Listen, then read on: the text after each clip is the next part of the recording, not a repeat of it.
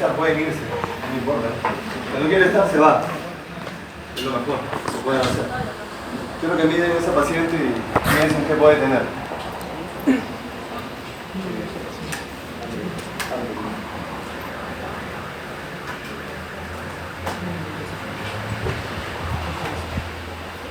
Estuve en el verano en la sala de mujeres de Hospital de Mayo.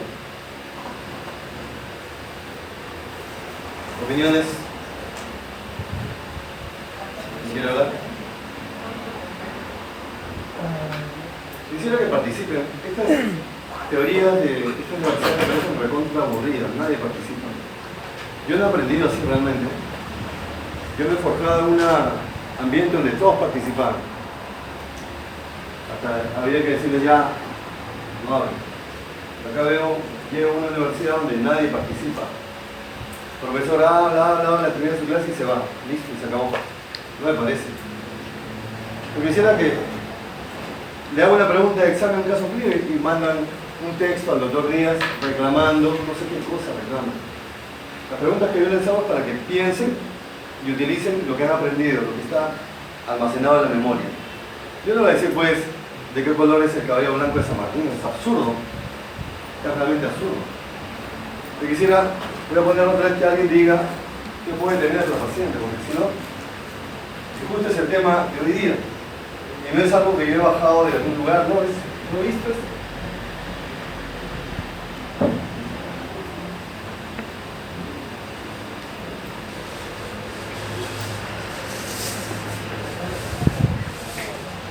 Si hay alguien que vea, que me diga qué puede tener.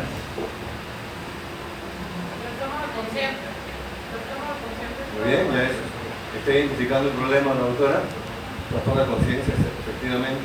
Mujer de 70 y tantos años, que viene de Cajamarca, un mes con dolor, cefalea, 2 semanas antes se exacerba la cefalea y tiene fiebre y empieza con trastorno de conciencia, con confusión y sueño. Sueño. Le estoy viendo el rostro.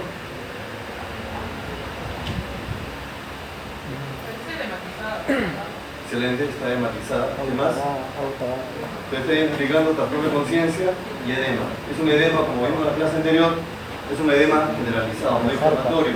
Puede ser cardíaco, hepático, renal o por desnutrición. ¿Qué será? ¿Edema? Renal. Ya estoy atando cabos. ¿Qué tiene la paciente? Tiene uremia. Tiene un síndrome urémico.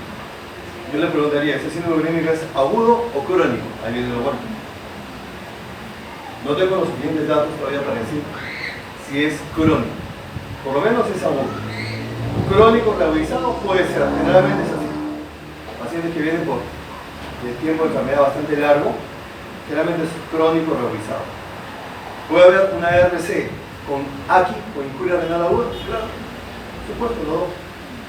Así que allá en Cajamarca le dosan la creatinina y tenía 6 miligramos de creatinina con una urea cerca de 200. De Gelaga, acidosis metabólica. ¿Va para diálisis o no? Una cuestión elemental nada más. ¿Diálisis o no? Y no necesitan estar en medicina interna para saber si va a diálisis. Ahora le dicen TRR. Le dicen terapia de reemplazo renal, que más parece trasplante, pero así le dicen. TRR. ¿Va? ¿Debe ir? ¿Debe ir? Claro, debe ir. ¿Por qué? Porque tiene una encefalopatía urémica. ¿Por qué más? Porque ella llega con una oliguria bastante persistente. Ya saben que oliguria es menos de 500 cc por litro. Tenía varios días en oliguria. Además, porque estaba con potasio sérico más de 7. Además, porque tenía un pH sanguíneo de la sangre menos de 7.2. Pero yo le diré actualmente a los nefrólogos, y ustedes dirán, pero es clase de semiología, pero para mí no me encuentro interés únicamente a la semiología, soy sincero. Si a mí me hablan de semiología pura, no me interesa realmente. Porque semiología pura es en realidad un trampolín para conocer medicina interna. Entonces, si yo no les hago saber esto, de repente no tienen interés, pero saber una clase más No, esta clase le va a servir para manejar lo que vemos a diario. Yo hoy día en la mañana hay una cosa que me molesta, y ahorita quiero compartir, me ha molestado, a veces uno mismo se molesta. ¿Por qué? Porque no ha estado a la altura de lo que ha acontecido. Te voy a presentar el segundo caso para ver qué opinan. Así que le digo, últimamente los nefrólogos, ¿qué están diciendo? Va a diálisis. Teóricamente, si tiene la creatinina mayor de 10, lo voy a esperar. Si tiene la urea mayor de 200, pero voy a esperar eso. Si tiene un pH, lo que le hizo, menos de 7.2, un potasio mayor de 7, que no responde a la mayoría. Pero últimamente los nefrólogos sugieren más las complicaciones desde el punto de vista clínico, más que los números. Tiene una encefalopatía que está llevando a su pobre paciente diálisis. Está congestionada porque la uremia puede producir congestión pulmonar. Sí. Le dicen pulmón urémico, crepitantes bilaterales, más del 50%. ¿Es un edema agudo pulmonar? Claro, pero no cardiogénico.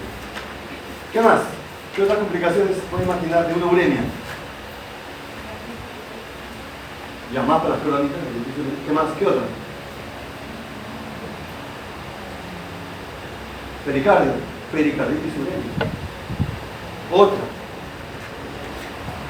¿Puede sangrar un paciente con uremia? Claro, por coagulopatía, por trombocitopenia. Eso está indicando. La paciente le enviaron a Lima. Llegó a emergencia, pero miren lo que ocurre. Es por eso que insistimos que el médico tiene que ser bastante acucioso. Yo insisto, identifiquen problemas, delimítenlo, ya hagan orientación diagnóstica. No dejen las cosas, no dejen cabos sueltos, porque si ustedes dejan cabos sueltos, va a ser peor para ese paciente. El paciente se puede morir y al final ni sabemos por qué murió. Ella, la señora, acá tengo los datos.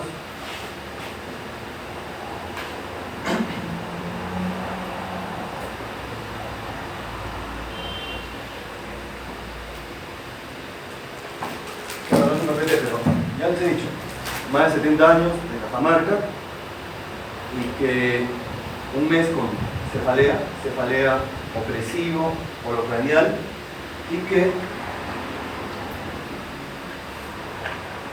se asocia fiebre, 2 semanas antes, fiebre, el trastorno del sensorio y la uremia. Los dos están con náuseas y vómitos. Pero cuando llega emergencia, viene con diagnóstico. Ese es el otro inconveniente, que cuando uno se ciñe nada más al diagnóstico. ¿Por qué le envían? Allá, están enviando por síndrome urémico por una insuficiencia renal aguda. Pero, ¿será todo? No. ¿Qué? ¿Acaso la insuficiencia renal aguda produce fiebre? No produce fiebre. Entonces, ella tenía una triada facilísima. Y lo más curioso es que nadie reparó en eso. Eso es lo más curioso. Tenía cefalea, tenía fiebre, alteración de conciencia. Y en el examen físico nadie busca rigidez en el examen del sistema nervioso, nadie quiere meterse ahí. Es un terreno prohibido, entre comillas. Yo les miento, revisando la historia, ¿quién buscó rigidez de nuca? Nadie. ¿Por qué? Porque todos asumieron que todo era por la uremia, y no es así. ¿Qué tenían? Esa es la triada. Cefalea con fiebre y trastorno de conciencia, y la tetrada le agregamos rigidez de nuca. Tiene dificultad para flexionar el cuello. ¿Qué tenía? Meningocefalitis. ¿Sí o no? Meningocefalitis. ¿Y se pasó ese diagnóstico? Se pasó ese diagnóstico. ¿Qué vergüenza? ¡Qué vergüenza! Y no es porque uno sea general y después de la batalla, no, eso acá no cuenta. No, nada que general. Eso debió haberse visto. Así de simple. Pero así estamos. Por eso insistimos que se haga una buena semiología, que se haga una buena medicina interna. E insisto, y nuevamente le digo, un montón de veces, no es necesario ser un chancón para simplemente utilizar la inteligencia que todos ustedes, porque no se admite que un estudiante de medicina no tenga una buena inteligencia. Todos, eso de base. Que allá que quieran utilizarla adecuadamente es otra cosa. Así que, una cosa más, quiero para terminar esto, una cosa más, no quedaba ahí. Si estoy sospechando el mes cuando la doctora Alonso se dio cuenta, cuando fue a contestar la interrupción, porque antes de pasar a medicina, en el hospital de Mayo no tenemos muchas camas de mujeres, hay 2 salas de mujeres nada más, 38 camas cada una, y una chiquitita de San Antonio. Entonces, antes de pasar a la sala de medicina, las pasan a cirugía. Y en cirugía están a cargo de nadie. Por eso yo le llamo a cirugía cama prestada de purgatorio. Nadie se encarga de ello. Y ahí fue la doctora Alonso, que trabaja en mi sala, y se dio cuenta que tenía una meningocefalitis. Muy bien. ¿Qué hay que hacer cuando hay meningocefalitis? Punción lumbar. Le hicieron la punción lumbar. ¿Y qué creen que salió? Clase de inflamación. ¿Qué creen que salió? Salió un líquido cefalorraquídeo, un poquito turbio. ¿Y un poquito turbio qué les está indicando? Que hay un exceso de polimorfos nucleares, ¿no? ¿Y eso va para qué etiología? Bacteriana, ¿no? Yo estaba pensando, pero acuérdense que la cefalea era de un mes, no tan reciente. Pero vemos el líquido cefalorraquídeo y efectivamente, ¿qué predominaba? Los polimorfos nucleares, pero no en un rango elevadísimo como es en las MES bacterianas. Estamos hablando de miles. Yo acá tenía 30 nada más. 30 depósitos que predominan los polimorfos nucleares. Caramba, ¿qué dice la teoría? Si predominan los polimorfos nucleares, ¿qué es? Bacteriano. Y tenía consumo de glucosa. Cuando la glucosa está por debajo de 40 del líquido cefalorraquídeo, está disminuyendo. Entonces, eso no estaba conforme. Siempre, insisto, no dejen cabos sueltos, no dejen cosas inexplicadas, porque ahí están perdiendo la oportunidad de hacer un diagnóstico temprano. ¿Qué hicimos? Se la cubrió como una infección bacteriana, con ceftriaxona y vancomicina. Pero ¿qué pasa? No respondía tratamiento.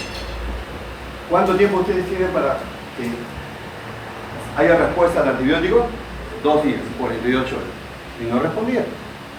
¿Y qué hacemos si no hay buena respuesta al antibiótico? Replanteamos. ¿Qué hacemos? Rotamos. Pero había algo que había quedado inconcluso, que no me convencía por el nivel. Una bacteriana tiene miles y tenía 30 nada más. O sea, yo podía dudar que fuera bacteriano, sí. Y si dudo que fuera bacteriano, ¿qué tengo que hacer? Una nueva punción lumbar. Eso parece caso clínico de examen. ¿Cómo es? Lo que he visto en la práctica lo he visto también como pregunta de examen. Se le hace una nueva punción lumbar y ¿qué creen? Tenía como 50 leucocitos y ya no predominaban los polimorfos, predominaban los mononucleares. Y tenía un ADA más de, la primera ADA estaba menos de 10, no tenía peso, pero el segundo ADA ya tenía como 30. ¿Qué era? Tuberculosis. ¿Qué tenía? Una MEC TBC. Entonces, clase de inflamación. ¿Por qué predominaban los polimorfos nucleares al inicio? ¿Por qué? Claro, muy bien. Eso está indicando que esa TBC no era de mucho tiempo, por lo menos de una semana. Y la cefalea que tenía hace un mes debía ser por otra razón. Listo, aprendimos eso. Segundo caso, es el de la mañana. Para mí fue, porque no está acá, pero les cuento rápidamente. Mujer de 70 y tantos años también. Y ustedes van a ir pensando, 70 y tantos años y tiene una hemorragia digestiva baja, impresionante, una hematoquesia voluminosa, que la llevó rápidamente al shock, presión 50-30, volumen, sangre, logran estabilizarla. Pero ese shock en una mujer de 70 y tantos años, ¿qué podría ocasionar?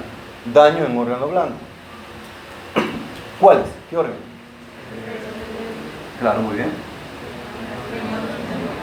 Corazón, infarto de miocardio. Justo conversaba con el infarto de miocardio que todos conocemos, es el tipo 1, por trombosis, el trombo que obstruye, se rompe la placa, el coágulo y obstruye la arteria coronaria. Pero también hay 4 tipos de infartos más. Solamente quisiera avanzar con uno más. Es el tipo 2. El infarto de miocardio tipo 2, el paciente no tiene trombosis. ¿Qué ha pasado? Falta de una adecuada circulación coronaria por la hipovolemia cerebral. Ella no hizo un infarto de miocardio. ¿Y los riñones pueden sufrir? Sí. Entonces es una injuria renal aguda, prerenal. Bueno, se controló eso. Capítulo anterior. ¿Cuál fue la causa del HDV? Una señora mayor de 60 años. ¿Cuál? No, por frecuencia. ¿Cuál? Sería diverticulosis, pero no era. Tenía angiodisplasia. La primera es diverticulosis, después después es hemorroides. Después de hemorroides, ¿qué sigue? Pólipos. Y después de pólipos, angiodisplasia. Bueno, pero la creatinina subió a 1.23. O sea, hizo una injuria renal aguda, grado 1. Pero después se normalizó, no había problema. Parecía que todo iba bien. Para colmo, ella es portadora de marcapaso. Tiene marcapaso y para colmo tiene fibrilación auricular y tiene insuficiencia cardíaca. La hija se quejaba de que la señora hace un par de días no quiere comer y que hay algo nuevo que desconoce por momentos a sus familiares. No quiere comer, desconoce lo que no había ocurrido de esa manera. No, sí había ocurrido que la desconocía, pero que tenía lagunas mentales de la memoria, que no había tenido.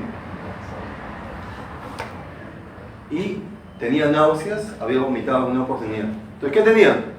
Quería dormir, náuseas, y tenía lagunas mentales. ¿Qué hubieran pensado? ¿Un ACV? Yo también pensé en un ACV. ¿Qué más?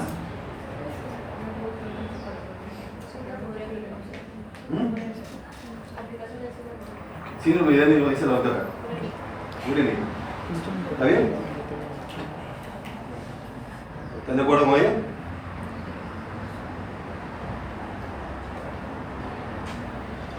Nadie está de acuerdo contigo.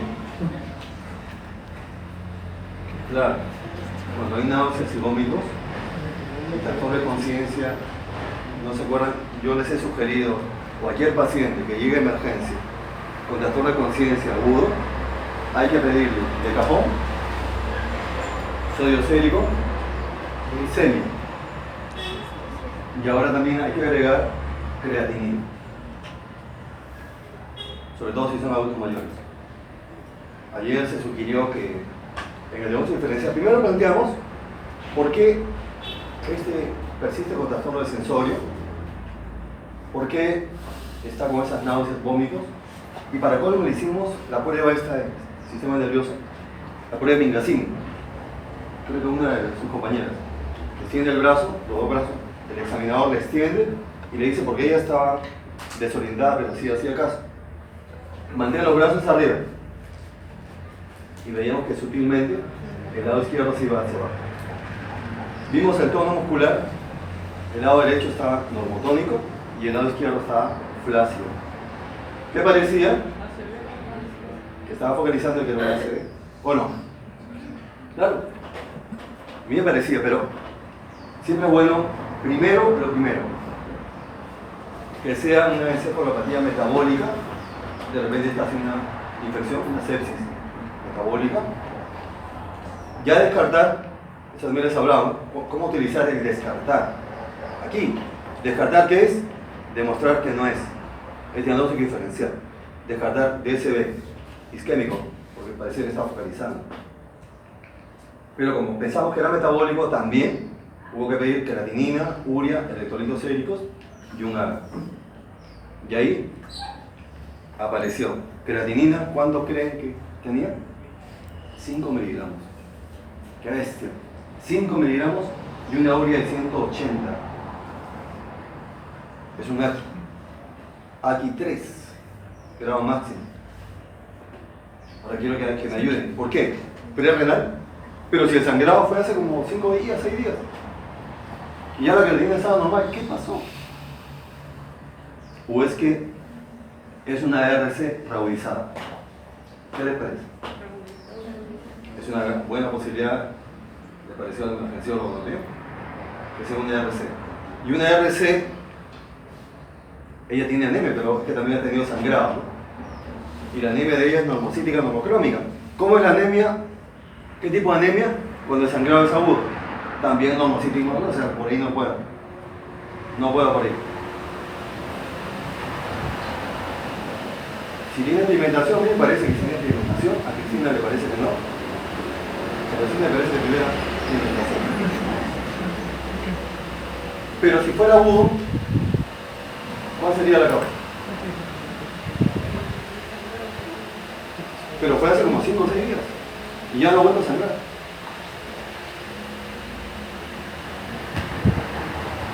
O sea, factor volumen no es. ¿Qué otro factor, qué otra injuria puede llevar al lácteo? Redundando. ¿Cuál? ¿Pero qué tipo de noxa? No, sí, revisamos, no fue lo primero que revisamos. Un fármaco que pudiera estar llevando, y menos mal que no teníamos. ¿Qué encontramos? Tenía crepitantes, 2 tercios inferiores mitoras derecho. Y en el lado izquierdo, normal. ¿Podría ser una neumonía? Claro. Pero planteamos que la sepsis la ha llevado la señora, para mí, a una AQI más una RC rebaudizada. Y justo, hablando de sepsis, aplican ahí los criterios de SOFA, Quick SOFA, SOFA rápido. Esto utilizan en emergencia. Está en SOFA para que se acuerden. 3 criterios. La presión arterial menos de 100 mililitros por milímetro Cancún. El Glasgow menos de 15. Ya saben qué es Glasgow, ¿no? Ojos, boca, extremidad. Taquipnia, frecuencia respiratoria 22 o más. Sobrado, tenía eso. Se requieren 2. Si ustedes aplican el Quick SOFA y tienen 2 de estos criterios, probablemente sea una C. Luego tienen que aplicar todas estas variables para demostrar. ¿Cuándo se dice ahora que es shock séptico? Si necesita vasopresores. ¿Qué vasopresor? Noradrenalina. Antes era dopamina. Si hay necesidad de vasopresor en infusión, para mantener una presión arterial media de 195 por lo menos. Sabiendo que la presión arterial media es igual a...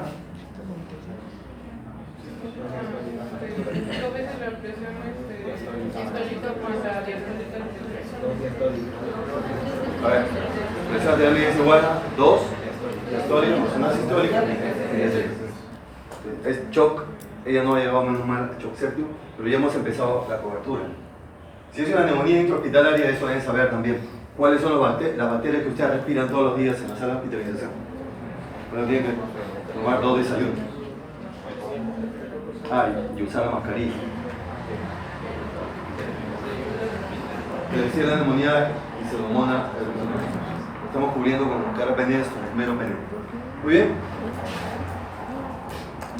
Siguiente paso. Esta clase es práctica, dirigida. Les he presentado 2 casos clínicos de la vida real y a medida que vamos avanzando vamos utilizando la información para ver qué hacemos con los pacientes. Bueno, planteamos que el paciente estaba con asuemia. Ambos. La primera señora con 6 miligramos de creatinina y la segunda con 5 miligramos, y todos aparentemente en un contexto agudo. ¿Cómo voy a diferenciar injuria renal aguda de enfermedad renal crónica? La anemia es clave.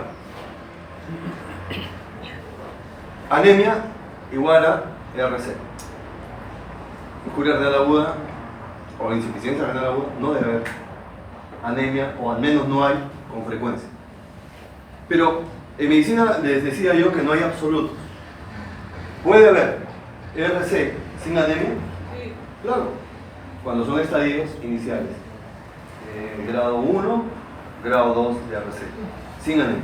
Muy bien. La otra. ¿Puede haber injuria renal aguda con anemia? Por otra causa aparte puede tener anemia y puede hacer una... Claro, porque si no, no lo atacarían tanto a Vizcarra, ¿no? Presidente de la anemia. Hay muchos anémicos. Entonces, ¿qué porcentaje de los niños pequeñitos? Cerca del 50% tienen anemia, una barbaridad. Entonces, de repente ya tienen anemia de por sí. O puede ser que ya tenían anemia, pero yo les pregunto, ¿la injuria renal aguda puede llevar a anemia? ¿Cómo hace? ¿Por? ¿Por? No, pero agudo. ¿Puede llevar anemia? Sí. ¿Cómo? Por ahí tibio. ¿Por? Ah, la hemolítica. Tibio.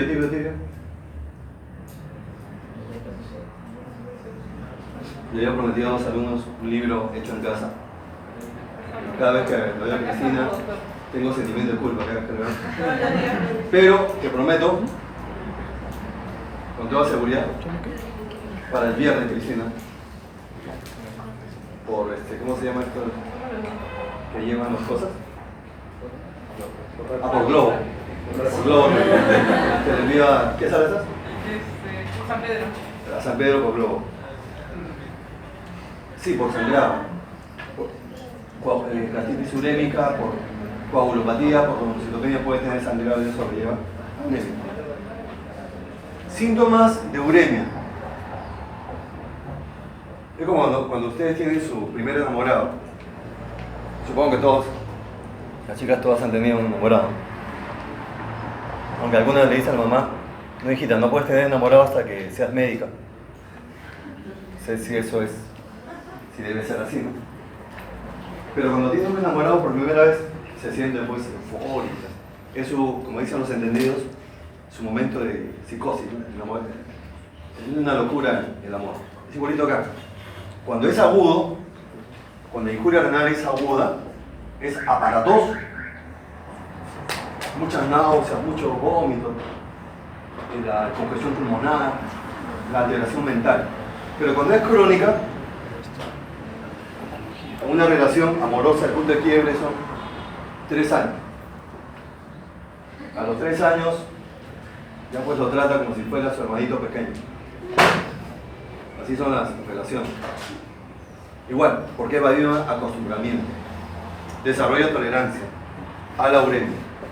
Entonces, los síntomas de uremia son más destacados cuando es agudo, menos destacados cuando es crónico. Luego, ¿cómo demostrar que esto es crónico? Con una ecografía. Le hacemos la ecografía. Si el riñón está disminuido de tamaño, entiéndase eso, una longitud menor de 10 centímetros, y de la corteza, una disminución por debajo de 30 milímetros. Es crónico. Caso contrario, agudo. Pero también hay excepciones acá. Puede haber RC con riñones de tamaño normal. ¿Cuál sería la causa? La medicina está llena de excepciones.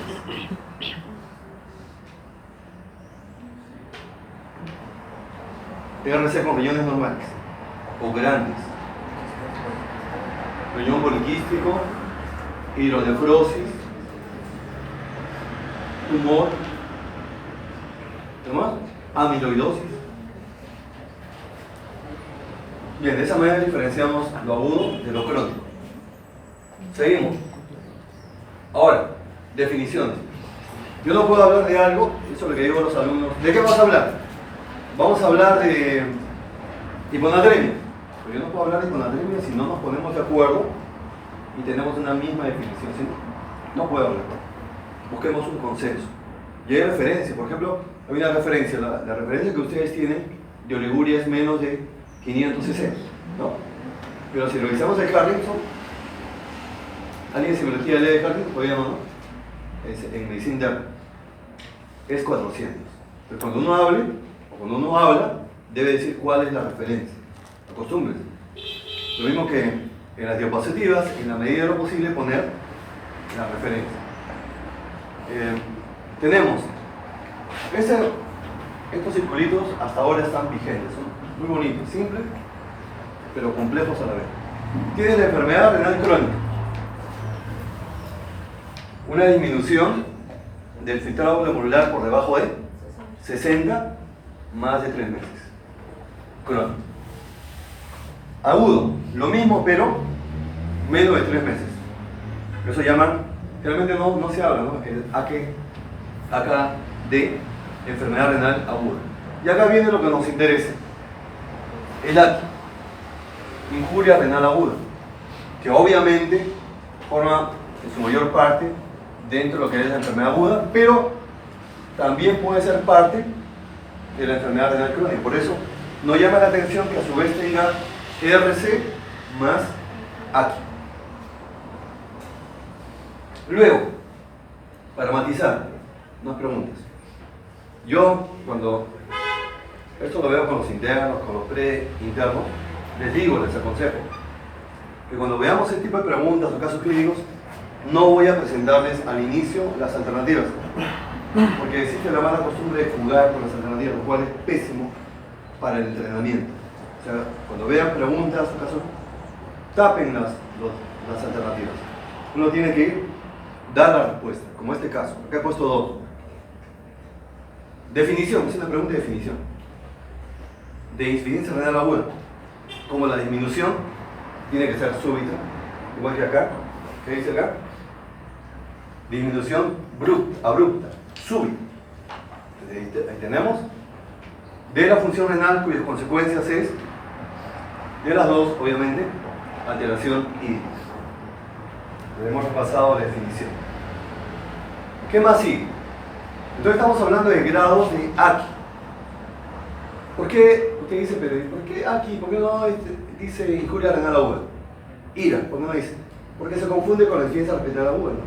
Entonces mejor digamos AKI. Es lo mismo que el electrocardiograma. ¿Por qué le ponen K? En el caso de los rusos